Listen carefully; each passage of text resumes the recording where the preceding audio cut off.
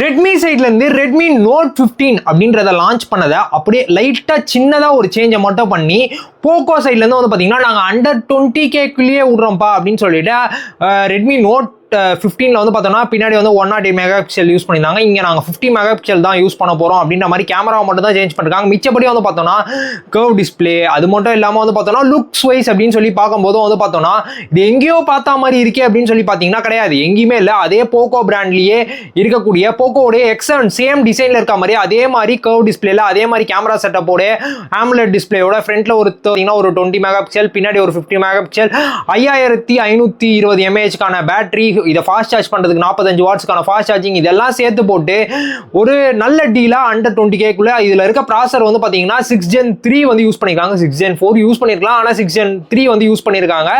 இந்த பட்ஜெட் செக்மெண்ட்டில் மிச்ச ஸ்மார்ட் ஃபோன்ஸ் அப்படின்னு கன்சிடர் வந்து பண்ணும்போது பர்ஃபார்மன்ஸுக்கு யார் ரொம்ப பெஸ்ட்டாக இருப்பான்னு பார்த்தோம்னா எல்லாருமே ஒரே மாதிரி தான் இருப்பாங்க. 6 Gen 3 ஆகட்டும், 6 Gen 4 ஆகட்டும், அதே மாதிரி MediaTek கூட 7300 அல்ட்ரா மேக்ஸ் ப்ரோ அப்படின்னு பேர் வச்சுக்கிட்டு இருக்க எல்லா ப்ராசருமே வந்து பார்த்தோம்னா ஏறத்தாழ பர்ஃபார்மன்ஸ் வைஸ் சேமாக தான் இருக்க போகுது. ஆனால் இதோடைய பிரைசிங் பொறுத்த வரைக்கும் வந்து பார்த்தோன்னா 6128 நம்மளால கார்டு ஆஃபர்லாம் யூஸ் பண்ணி 16000 ரூபாய்க்கு வந்து வாங்கிக்க முடியும். இதே வந்து பார்த்தோம்னா நம்மளால 128GB நம்மளால 18000 ரூபாய்க்கு வந்து வாங்கிக்க முடியும். அப்படின்ற போது 18500 ரூபா சம்திங்க்கு வந்து வாங்கிக்க முடியும். அப்படின்ற போது ஒரு நல்ல டீலாவே வந்து எனக்கு பர்சனலாக வந்து தெரியுது. நீங்கள் ஒரு அண்டர் 20Kக்குள்ள 17Kக்குள்ள எனக்கு வந்து பார்த்தீங்கன்னா கர்வ் டிஸ்பிளே உள்ள ஃபோனு, எனக்கு மீடியா சென்ட்ரிக்கான ஃபோனாக வேணும். அது மட்டும் இல்லாமல் எனக்கு ரெட்மி யூஐ ஆல்ரெடி எனக்கு பழக்கப்பட்ட யூஐ தான்.